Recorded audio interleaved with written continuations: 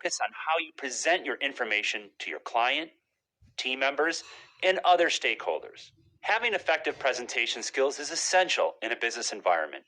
A good presentation allows us to effectively communicate with our clients. In the end, without effective communication skills and presentation skills, we are often left with statistical significance, but not practical significance. In this course, we are going to start the first week by giving you a step-by-step process to help you build your presentation and prepare to deliver it. In week 2, we'll talk about communication styles. We'll look at different elements that will help you communicate effectively with your audience. In week 3, we're going to dive into PowerPoint, the presentation tool we are using for this course. As with Excel, we are using PowerPoint because it is widely available.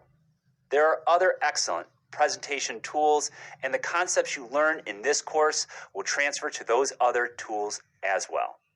Finally, in week 4, we are going to put it all together and get you ready to deliver a presentation. As with our other courses in this specialization, we'll give you a chance to practice your skills along the way. I hope you enjoy learning about presentation skills. At the end of the course, I will be back to give you a recap of what you learned and share my perspective. Thanks again for joining us.